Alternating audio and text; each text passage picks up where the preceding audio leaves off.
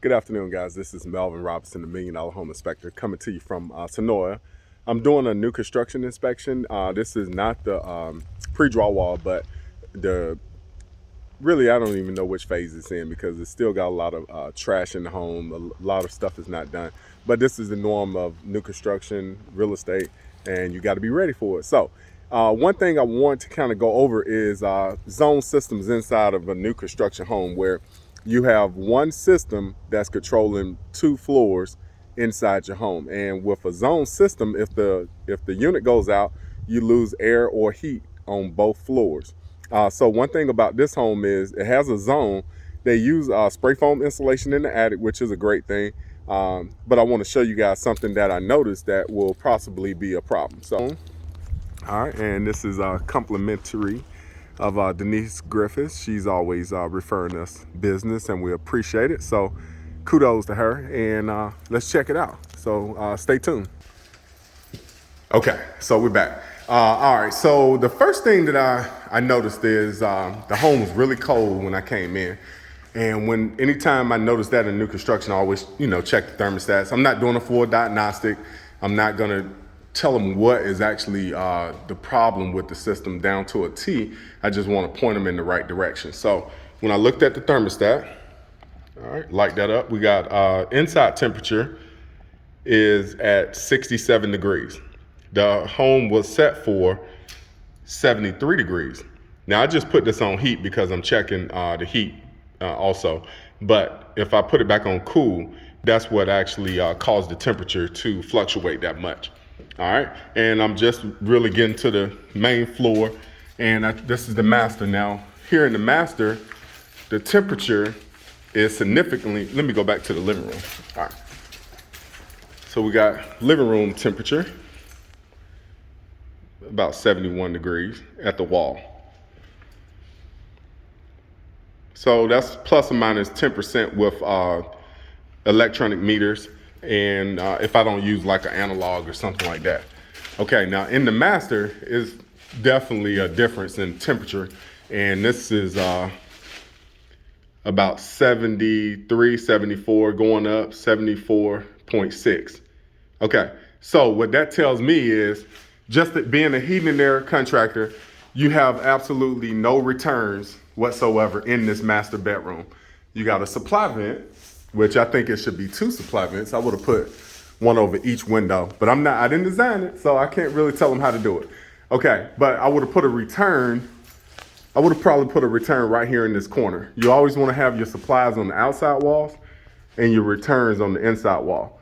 This room is hot. I mean, it's like way different temperature than the living room.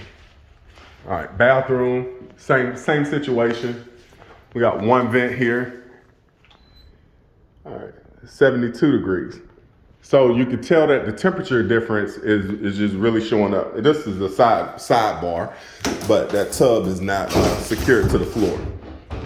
So anytime I can move a tub like that, definitely needs to be secured to make sure that it's not moving. But anyway, let's get back to our zone. That's a lot going on.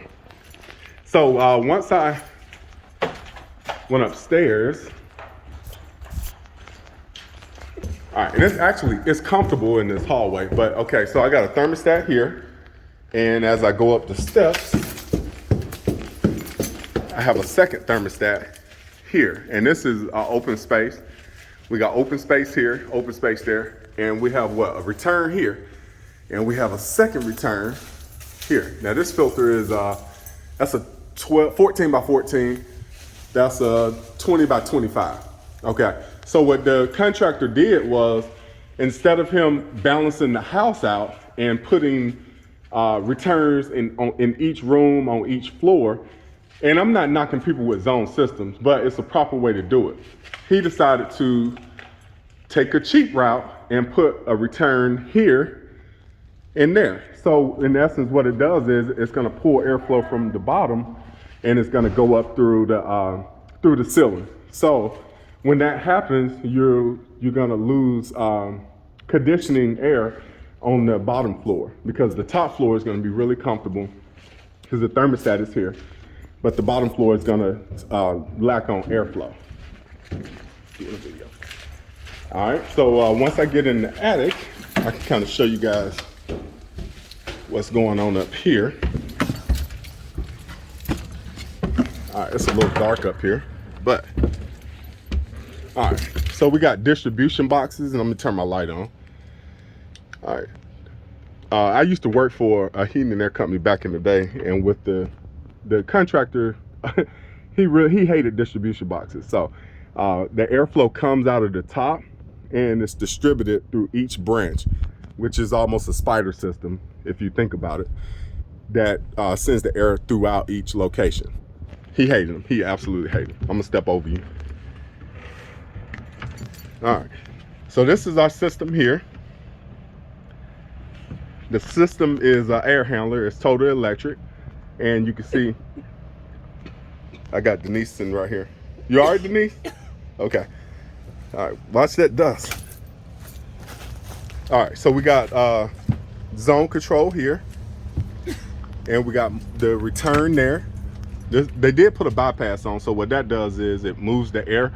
So if you turn one zone on, turn one zone off, it moves the airflow through this bypass in order to keep the system from freezing up. And that's also a sensor to cut the system off if it freezes up. But when you talk about return airflow, the only return we have is here, and the second one is on this side here. So my recommendation would be to put more return airflow in. The contractor, he sized it properly, so he has the correct size duct, but he doesn't have it distributed properly in order to balance the airflow out in the house. So what you're gonna notice is you're gonna have hot and cold spots in the home. Customers always gonna complain about they can't get the house comfortable, and that's where I normally like to recommend 2 split systems rather than a zone system. This house is way too large to try to zone it off. All right, I'm sweating. So hope that explains a little something about new construction. So if you guys have a question, further information, I can always send you, and we can go from there. So you guys have a great day. Melvin Robinson, Integrity Air Home Inspection.